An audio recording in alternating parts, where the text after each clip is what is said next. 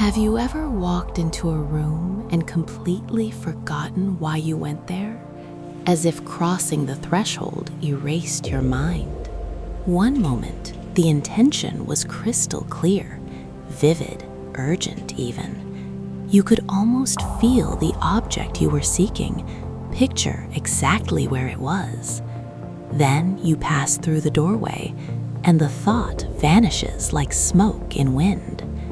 You stand there, slightly disoriented, scanning the space for clues that might resurrect the memory.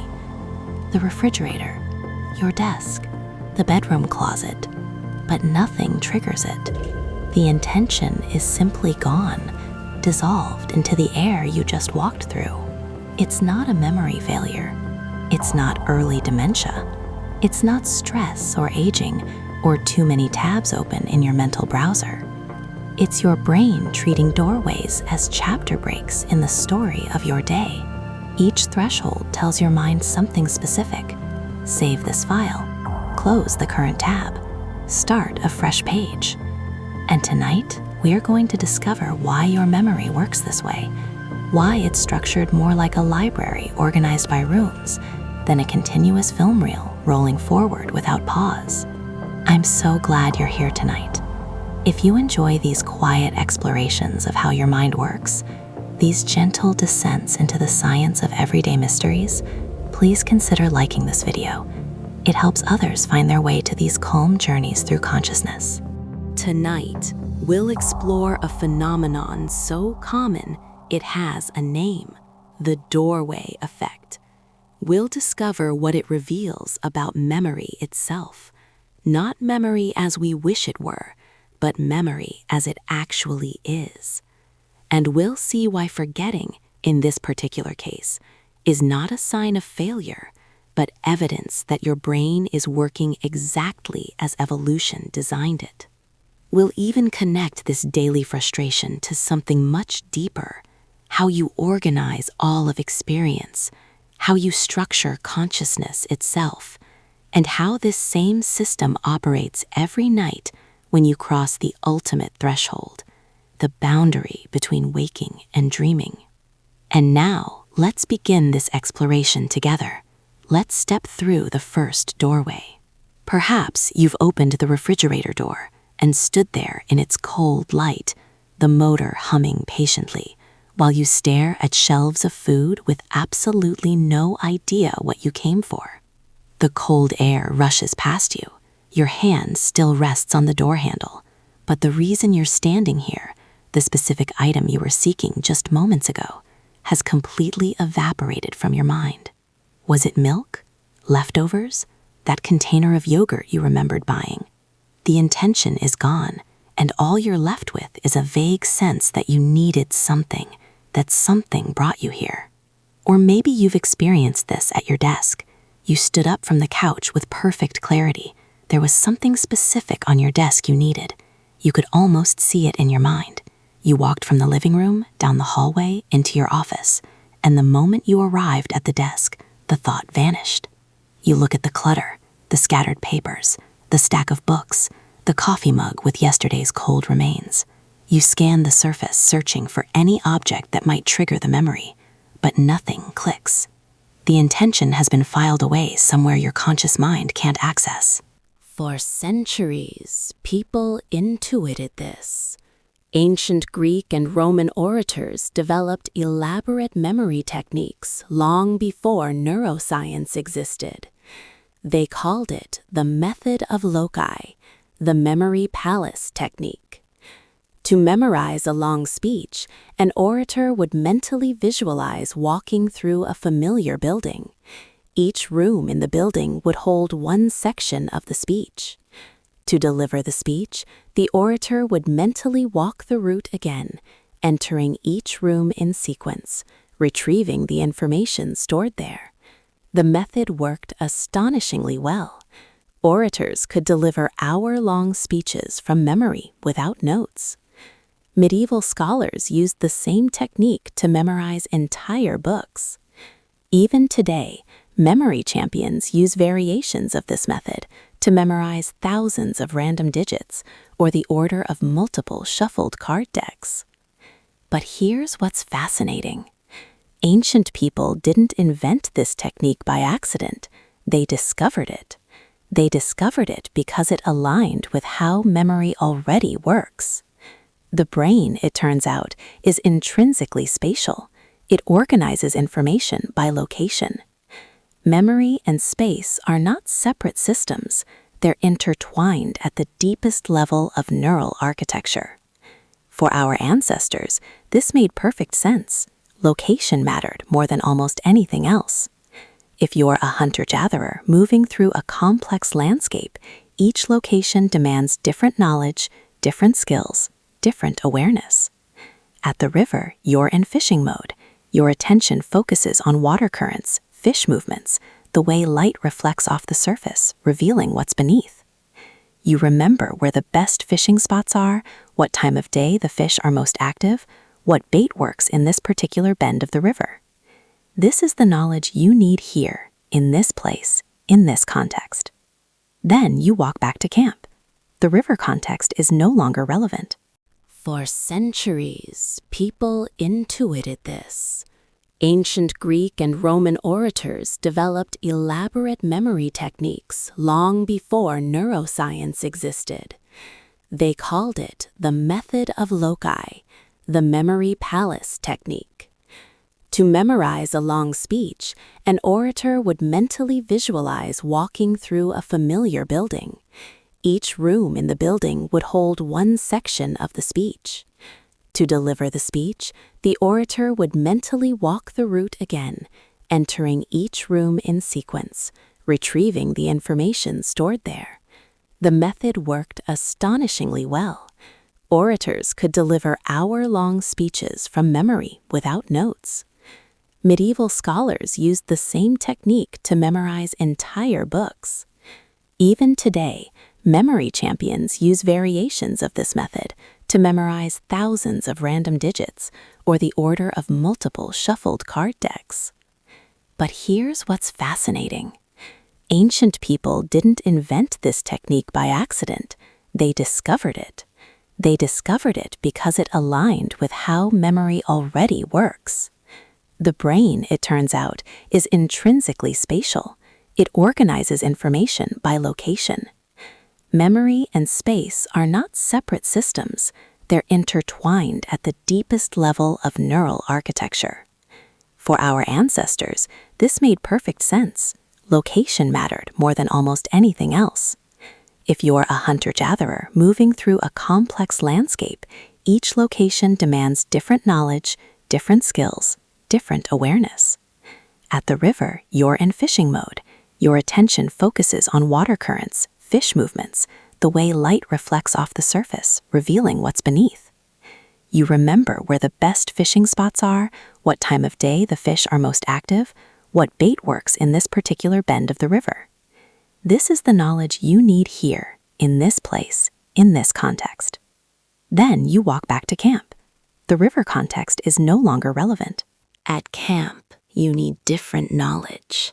You need to navigate social dynamics. Who shared their catch today? Who didn't? Who's holding a grudge? Who needs help? What alliances are forming? What tensions are brewing?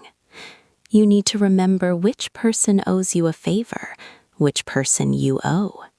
You need to know where your tools are stored, where the fire pit is, where the children are playing. If you carried the river context into camp, if you were still thinking about water currents and fish movements while trying to navigate social relationships, you'd make mistakes. You'd miss social cues. You'd say the wrong thing to the wrong person. You'd forget where you stored your tools because your mind was still anchored to the river. Location-dependent memory solved this problem. Your brain learned to match mental context with physical location. At the river, load river-relevant information.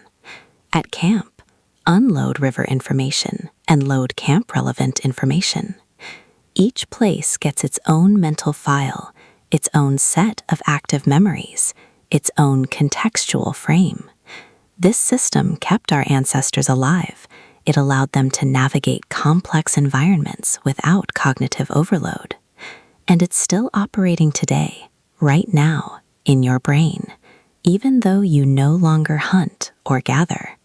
This explains the doorway effect, but it immediately raises another question, a question that cuts to the heart of this whole system. Why would evolution design memory this way? What's the advantage of forgetting when you change rooms? Wouldn't it be better to carry everything forward, to have continuous access to all your intentions and plans? The answer is no. Continuity would be a disaster. Imagine what would happen if your brain didn't clear the desk at doorways, if it carried every context, every intention, every active thought across every threshold. You wake up in bed. Your mind is full of bedroom context, the dream you were having, the warmth of the blankets, the softness of the pillow, the drowsy comfort of being horizontal.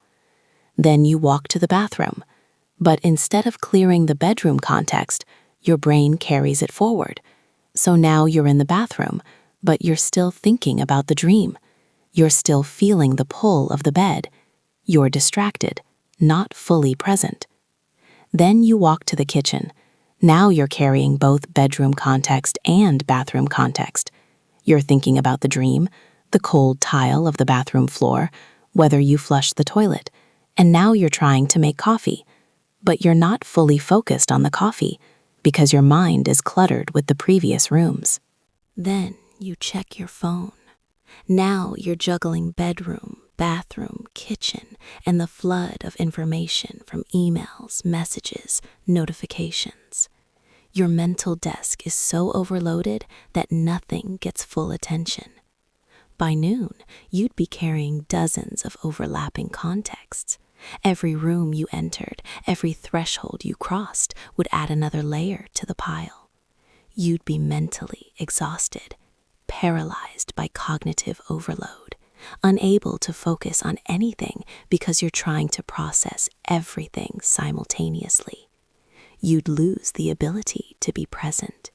Every moment would be contaminated by all previous moments. You couldn't engage fully with what's in front of you because your mind would be anchored to 15 other places. Doorways prevent this disaster. They act as cognitive filters, reset buttons. Each threshold says, let go of what came before. Clear the desk. Be here now. Focus on this space, this context, this task. The bedroom's drowsiness stays in the bedroom.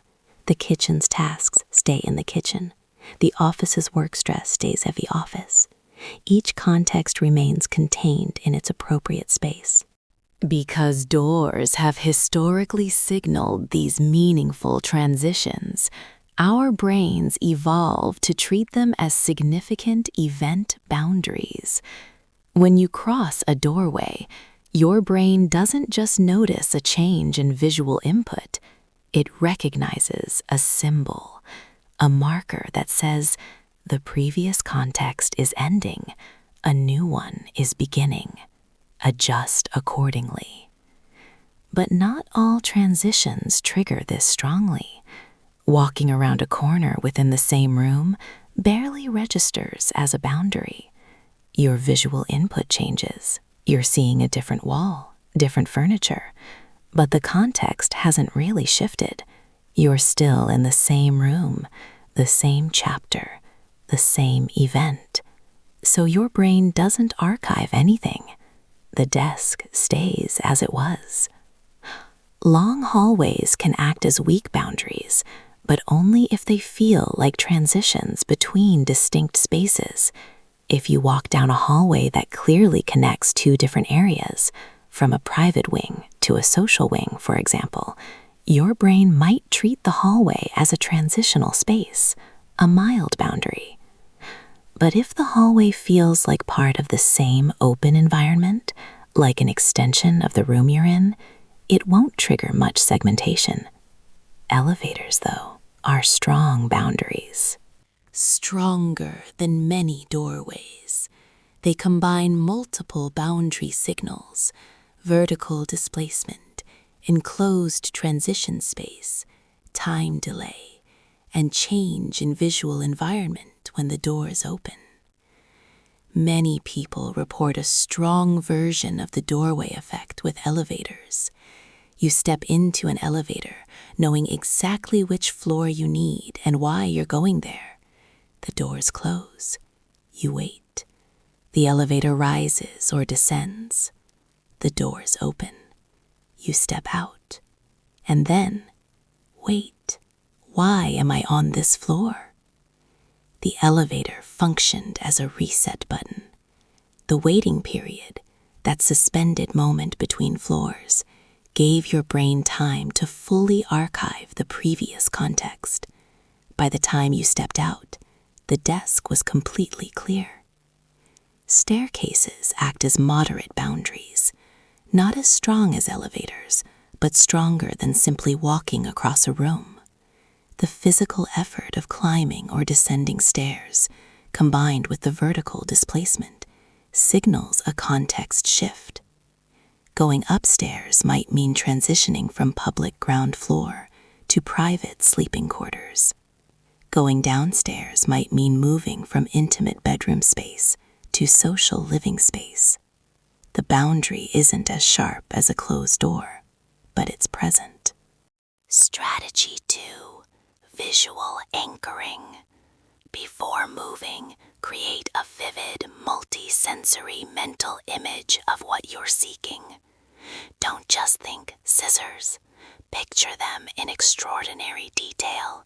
The silver blades, the red rubber handles, the way they feel in your hand, their weight, the clicking sound when you open and close them, the sharpness of the blades.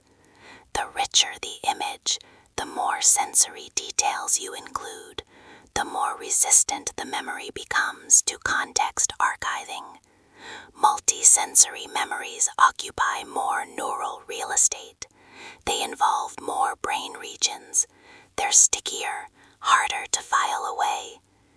This technique draws on the same principle as the ancient memory palace method. Vivid, bizarre, emotionally engaging images are more memorable than abstract thoughts. By transforming your intention into a rich sensory experience, you make it harder for your brain to archive it at the threshold. Strategy 3. Motor anchoring. Physically mime the action you're about to perform. If you're going to get scissors, make a scissors motion with your fingers. The motor action creates another type of memory encoding, procedural memory, which is partially independent of spatial context. Athletes use this technique constantly. Before performing a complex movement, they visualize and mentally rehearse. They engage motor memory, and motor memories can persist across context shifts better than abstract intentions. Strategy 4, and this one is the most revealing of all. If you forget why you entered a room, walk back through the doorway. Return to the previous space. Stand in the location where the intention was formed, and watch what happens. The memory floods back, instantly, effortlessly. Oh, right, scissors. I was going to cut that string off the bag. This is called context reinstatement, and it works because it proves something crucial about the doorway effect. The memory wasn't erased. It was just archived, filed away under previous room context, inaccessible without the right retrieval cue. When you physically return to the room where the intention formed, you're reloading that context. You're telling your brain, pull up that previous file, put it back on the desk, and your brain complies. The archived context returns to working memory, and the intention comes with it. So, memory isn't a continuous film. It's not one long, unbroken narrative. It's a series of rooms, connected by doorways, each holding its own contents, its own version of you, its own chapter in the story. And the transitions between rooms, the doorways, are what allow you to navigate the complexity of being human without collapsing under the weight of it all. They let you close one door and open another without dragging every past room into the present. This is why the doorway effect isn't about scissors. It's not about frustration or forgetting or cognitive limitation. It's evidence that your mind is exquisitely designed to handle complexity through compartmentalization, through treating each space, each context, each chapter as its own room. And the price of that elegant design, occasionally forgetting what you went to fetch, is laughably small compared to the gift it provides, the gift of presence. The gift of being able to engage fully with each space you enter. The gift of lightness, of not carrying the accumulated weight of every previous context into each new moment. The doorway effect is proof that your memory isn't broken. It's beautifully, brilliantly structured. And now, as we near the end of our exploration, it's worth stepping back to see the full picture. In the end, what does the doorway effect reveal? It reveals that memory is not passive recording. It's active construction. It's not a video archive. It's a spatial filing system. It's not continuous. It's compartmentalized. And it reveals something about consciousness itself. That awareness isn't one unbroken stream. It's a series of contexts, each with its own boundaries, each with its own contents. You experience life as continuous because your brain stitches these discrete events together into a narrative. But underneath that narrative, your consciousness is actually flickering on and off, shifting from context to context, crossing doorway after doorway. As you lie here tonight, preparing to cross that ultimate threshold into sleep, consider what we've learned about the architecture of your mind. Every doorway you've crossed today, from bedroom to bathroom, from kitchen to office, from one mental space to another, has been your brain's way of keeping you present, of preventing the past from contaminating the present, of giving you the gift of beginning again, over and over throughout your day. And perhaps there's a lesson in this, a way of living that the doorway effect teaches us, if we're willing to listen. We spend so much energy trying to remember everything, trying to hold on to every thought, every intention, every detail.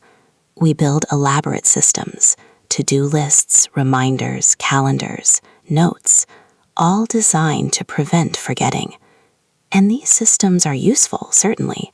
They help us navigate the practical demands of modern life. But maybe we've been fighting the wrong battle. Maybe forgetting, in certain contexts, isn't the enemy.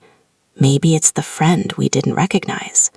The doorway effect shows us that our brains are designed to let go, to release what's no longer needed, to clear space for what comes next.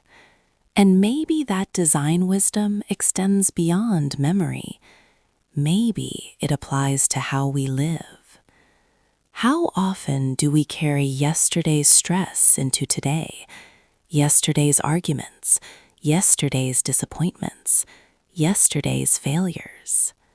We cross the threshold from one day to the next, but we don't allow our minds to clear the desk.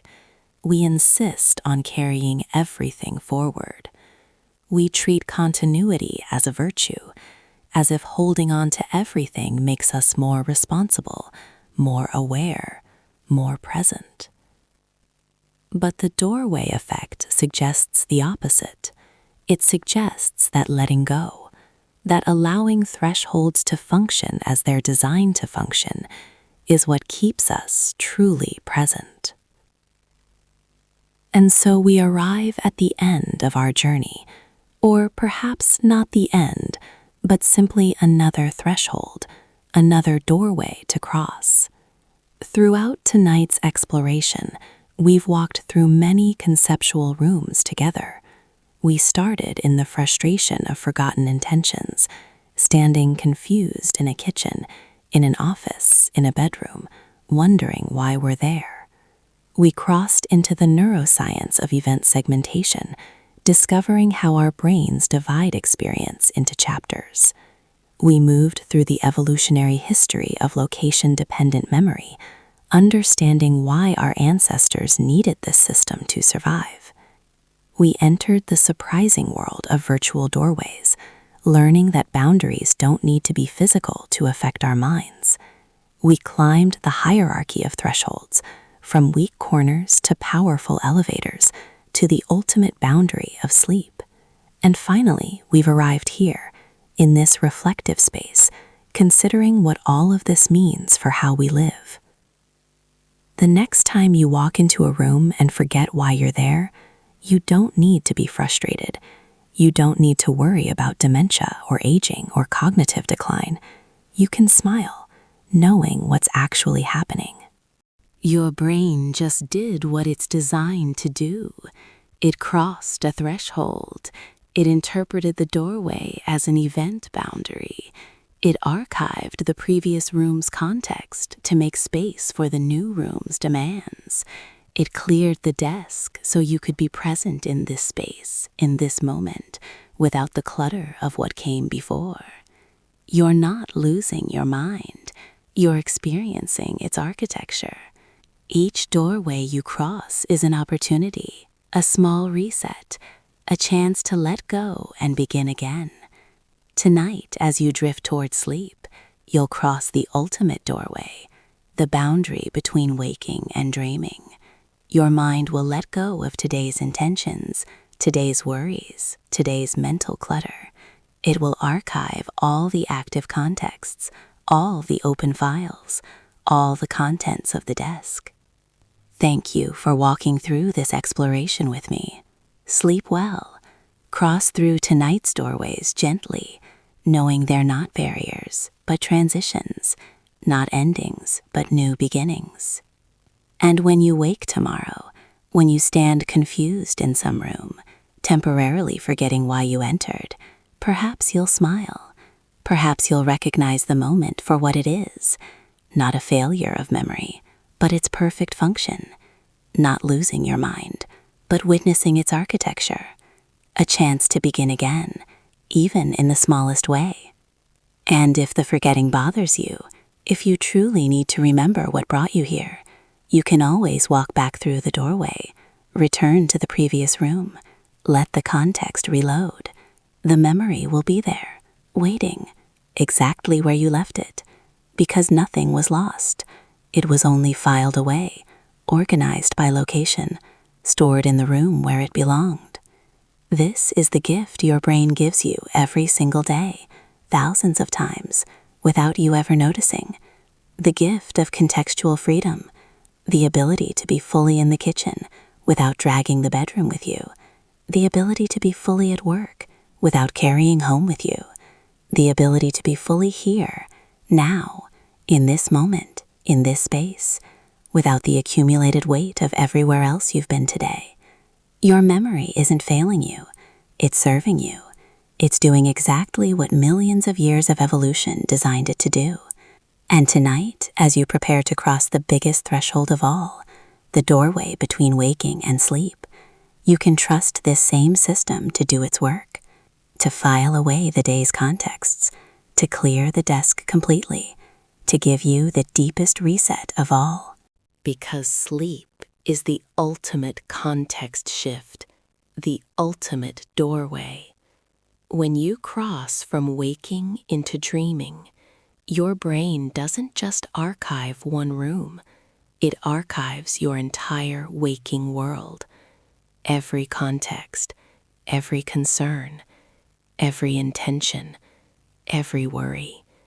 All of it gets filed away, not erased, not lost, just organized, consolidated, stored in the vast library of your sleeping mind. And in that state, freed from the demands of navigating physical space, your brain does something extraordinary.